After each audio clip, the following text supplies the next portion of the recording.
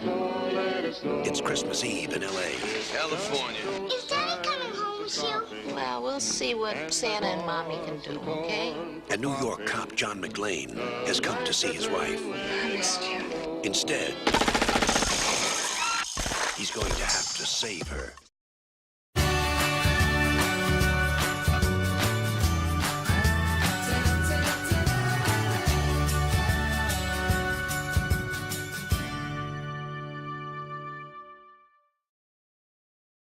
Hello, welcome to the Damian and Devlin Show, and this is our review of Die Hard, 1988 movie directed by John McTiernan, starring Bruce Willis, Bonnie Bedelia, Alan Rickman, I can't believe you almost forgot Alan Rickman. Like, what's going on? and Alexander Goodenough, to mention Alan a Rickman, few. of all people, and you struggle with Alan Rickman. I lost my train of thought. No, I'm sorry. That's just...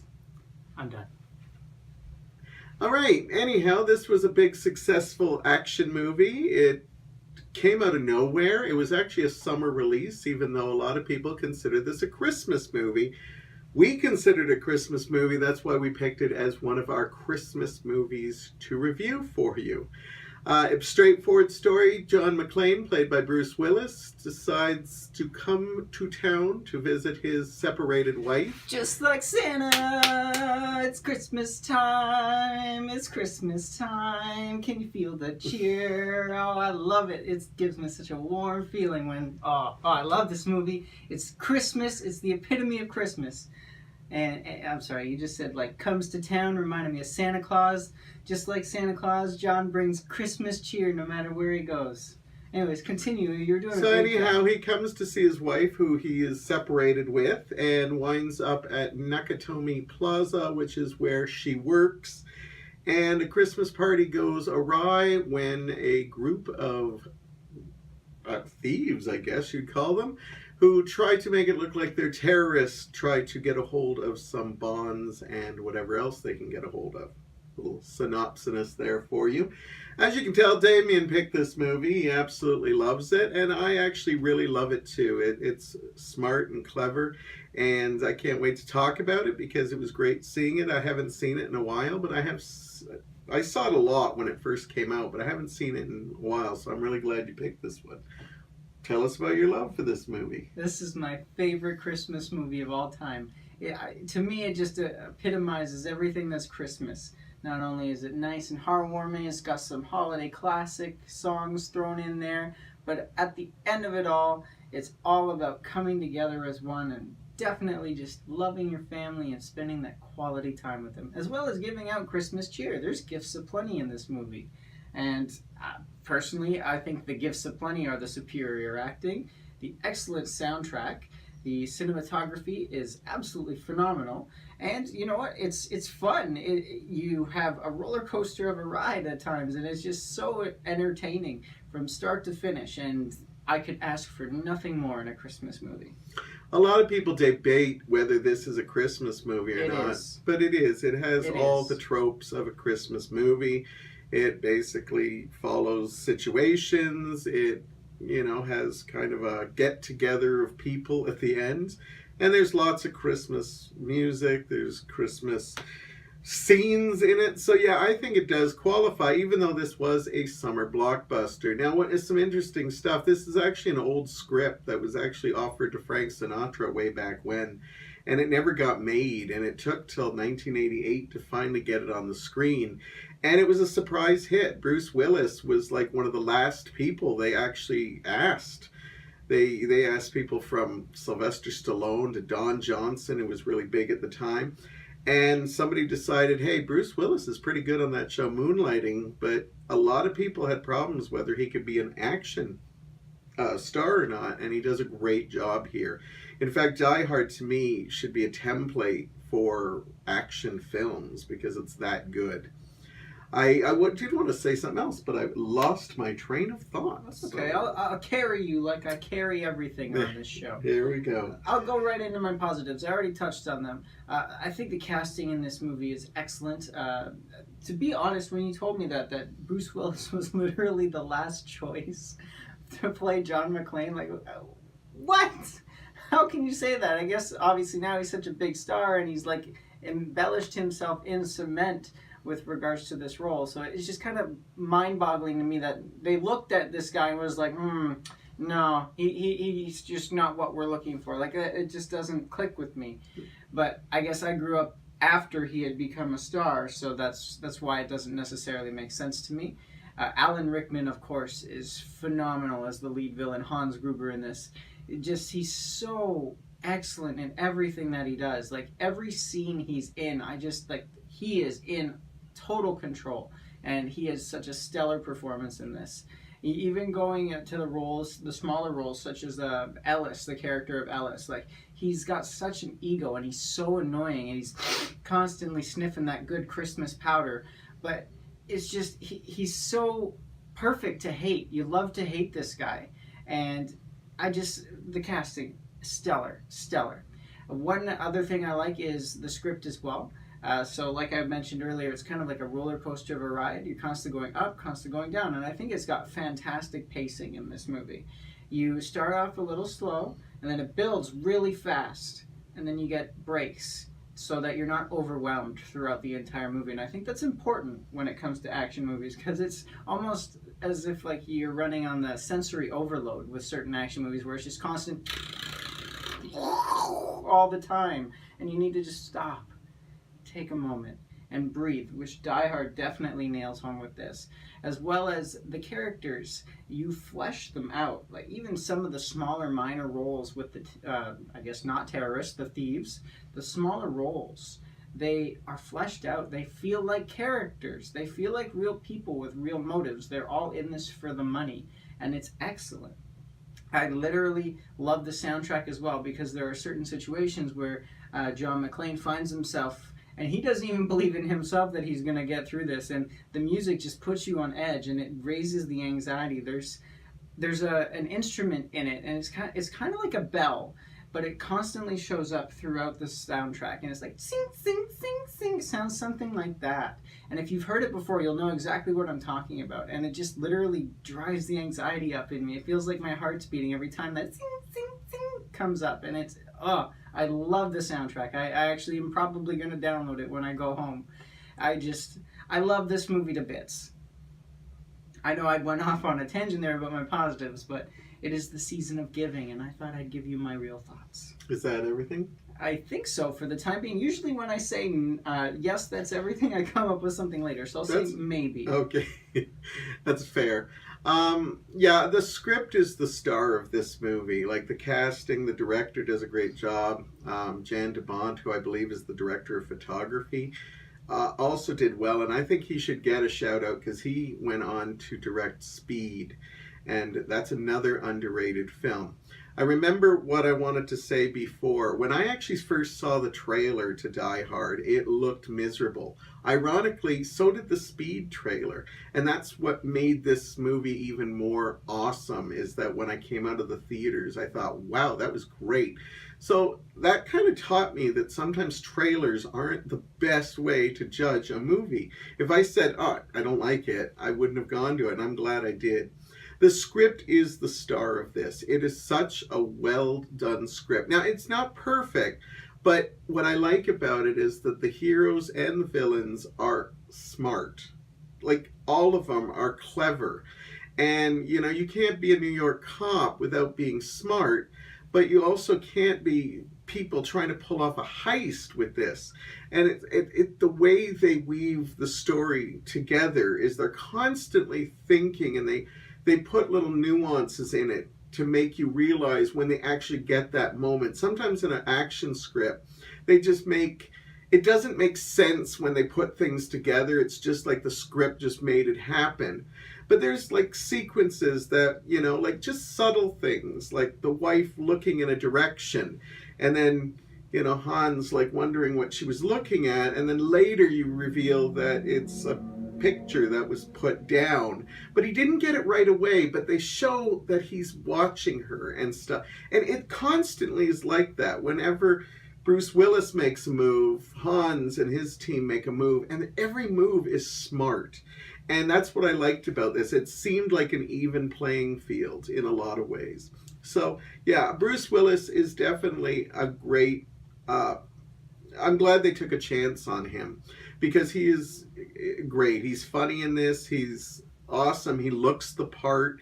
He doesn't come off as too muscular. He looks like a guy who probably is a cop, and it works really good. I'm glad they took a chance. Bruce Willis lately has been hit and miss with me in movies because sometimes when he is on, and you can tell he likes a project, he's on, but he has mailed in a lot. I like seeing this Bruce Willis because you can tell he was hungry for success.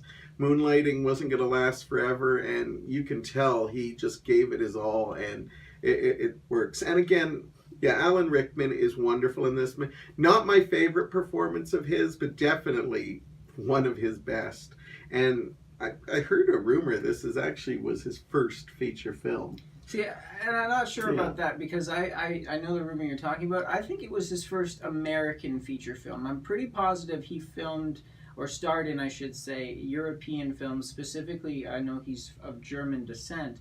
So I do believe that he was over there and starred in a few movies there, then maybe moved over to England. I'm not sure, but I'm pretty positive that's the way that it went. Bonnie Bedelia, also great, playing his wife. I like that she's smart, too. They don't write her as a damsel in distress. She actually stays toe-to-toe with, like, looks them right in the eye. You know, she thinks like her husband, which makes me... You get the feeling that they are an actual couple, and living with a cop is perfect, you know. As I said, there's some beautiful shots in this. I think the action is... you made a great point that they actually calm it down every once in a while. And this is done usually by the walkie-talkie talks between Bruce Willis and I think his name is Reginald Van Johnson, who is the cop on the ground. And it's nice because we see a softer side when they take a little bit of a breather. It's just a smart script, and John Tiernan did not go on to direct a whole lot of other movies. Yeah, I think he had a couple. I never heard of this guy before. Yeah, he did another one of the Die Hards, but it was one of the later ones that don't even feel like Die Hard movies anymore. But yeah, there's a lot of positives. Music, you're right, was good. I didn't like there's some rap music that's played that just felt like fill the soundtrack type of stuff. See, I liked that rap song at the very beginning. I enjoyed it. Well, yeah, it's fine, but I'm just saying there was no need for it. It sounds like they just wanted to get some songs on the soundtrack.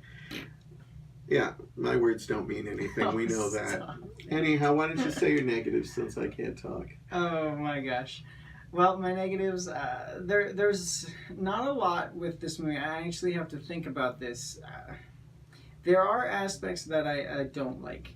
One thing I actually will give a big shout out to this movie is whether it was intentional or not, the action sequences where they're firing their weapons is actually quite realistic because you occasionally will see the terrorists, again, they're not terrorists, they're thieves.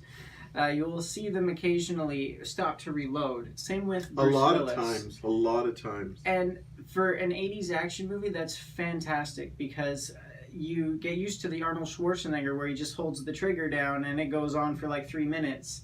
And whereas in real life, maybe 3 seconds and then you're out. It's on full automatic. So I like the fact that the attention to detail was excellent. But I did feel like they missed out on a few areas where attention to detail really mattered. There was an instance where the police finally get involved with the situation, and the cop on the ground there, he gets a big bloody gash on the left-hand side of his face, and you can see somebody come up and start to dab him and like check on him after they all arrive, and then suddenly the wound disappears. Like there's not even a scratch or a bandage, just like it never happened. So that attention to detail really bothers me. I know it's insignificant and minute, but it still bothered me. It brought me out of it. There's also another thing that I feel like they missed out on, and that's with regards to Bruce Willis's foot. At one point, they make it very clear that he is very badly injured with his foot. He's dragging himself into a bathroom. There's a big blood trail where his foot is, and he has to actually pick the glass out of his foot. I'm not going to go into too much detail with regards to it because it can be a little bit of a gruesome scene. But then just minutes after that, he's able to run and walk, and he's fine with his foot. Like, there's no mention of that ever again. And I felt, it was such an excellent scene with him there getting the glass out of his wound, because it had that beautiful conversation where it really got the soft side of both his character as well as the cop on the ground developed, and then suddenly there it goes. So that brought me out of it as well.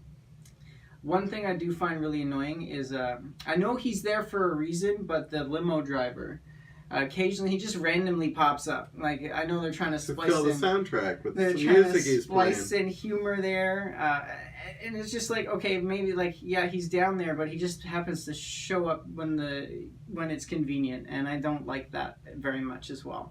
Other than that, I can't really think of anything off the top of my head. There is one thing I will get to, but I'm going to let you take the floor first. I had a hard time coming up with negatives. If I don't enjoy a movie, the little things that Damien talks about, I would be like, oh, I hated it. Because I love Die Hard so much, I can live with all those. The only one I could really dig up, well, there's two. Number one is, it was such a great, clever script. And then, about halfway through, they start bringing in cartoon characters. Like, Paul Gleason plays the head of the cops, and he is just so over the top that I think it's almost too much. It's almost like he's playing the principal from Breakfast Club. Where it fit in that movie, here it doesn't. I just don't think I think he could be tough, but he was like a total cartoon character. And then the FBI's come in looking strong, but they kind of turned cartoonish too.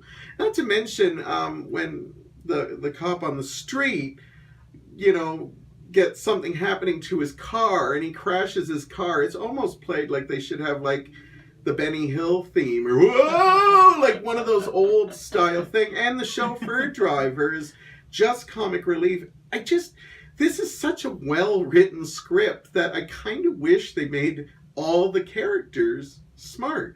The choices the police make, it's like a 10-minute montage of everything wrong.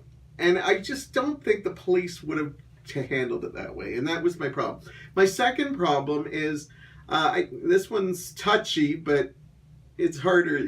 I think what you're going to talk about is going to be even harder to talk about. Early on, Bruce Willis takes out one of the thieves, and his brother has a vengeance for him. Like, he's telling him, I get to kill him. And everything. And he's just when he misses the chances, he's smashing things up. Then he gets a gun right to his head, and yes, he doesn't take the shot. In fact, I am not a physical person. I could have probably gotten out of the situation. There was no reason that bang, it's over. But no, he doesn't take the shot. All we see is the anger he has towards this man, and then it's, let's do it in a way so we can get a fist fight in. And that pissed me off. Yeah, no, I will agree with that, because if I were that character, I would definitely have pulled the trigger off screen, no questions, bye. They tell us, how angry he is all the way through the movie. Then you get your chance, and he had a lot of chance. He did. I will agree with that. So you are right. This is going to be a little tricky, but I'm going to do my best here. It's a big spoiler without us spoiling it, but we both agreed. I will not spoil this for you, and I'm going to do my best. But one thing that he and I both agree on, and it kind of ruins the end of the movie, there is an instance where a character, I'm not going to say what character or when it happens, but it's very clear that this character is dead. There's no doubt. He's not moving. He's been there for a while. He gets in this position. And then 10 minutes later, you see somebody run through the area where this character died, and he's still in that position, lifeless.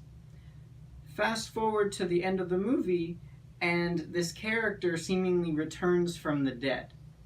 And it just... What? It pulled us both out of the movie, And it kind of ruined the whole soft, like, come together family moment that was happening and the friendship moment that was happening, just so that one of these characters could get a redemption arc of some sort of dealing with their personal demons. Which wasn't needed. He was redeemed already. It was not needed at all. So yeah. we both agreed with that. And I hope I did my best to avoid spoilers. I did not name anybody. I'm trying my best, but we had to talk about that part. Some of you think, why are you worried about spoilers from an old movie? And I get that. But you know what? There's a lot of younger people that watch this that might be saying, hey, I've never heard of this Die Hard. Like, we just assume that everybody's heard of Die Hard, but that's because most of us have seen it. But there's a new generation that might say, I'd like to see it. So yes, we do try to avoid spoilers here. We care, because it's the Christmas season. And even when it's not Christmas, we're still going to care. By the way, just a quick fun fact, I pioneered the fact that Die Hard is a Christmas movie. And if anybody says, no, that's wrong, it was me, I'm the best, trust me, I know what I'm talking about, it was me. I pioneered that, and I will defend that to my dying day. All right, let's see if we're Santas to this movie or the Grinch. But I think we pretty much have an idea. But how high are we going to go? So 0 to 5? It's the Christmas season, so I'm going to let you go first. All right. I'm going to give Die Hard 4.5 stars. I think it's good, except for those couple of little things that I mentioned. I think this is probably a very intelligent thing. I enjoyed some of the other Die Hards, but I wish this franchise would be kind of put to rest. I don't want to see any more, because Die Hard, this just reminded me how good the original is. Yes. And the more they keep making ones that aren't to this level, I don't want to see any more. So 4.5. I agree with you. You know what? Because it's the Christmas season, I'm going to have to agree with you. 4.5 stars out of 5. It's a phenomenal movie. It's my favorite Christmas movie. So get out there, go watch it. And you know what? Share it with your friends, share it with your family, so that when you talk about it, you'll be like, hey, yeah, this is that Christmas movie that my friends mentioned. And your friends will be like, oh, I don't want to watch a Christmas movie. Then they'll realize how awesome it is. So definitely get out there and share it. And share this video as well. Talk about us. Talk about what you want us to see next. And then also make sure you subscribe so you're with us every single step of the way. Thank you so much for joining us, guys. We always appreciate it. As always, have yourself a Merry Christmas, and we will see you very shortly. Bruce Willis, Die Hard. Got invited to the Christmas party by mistake.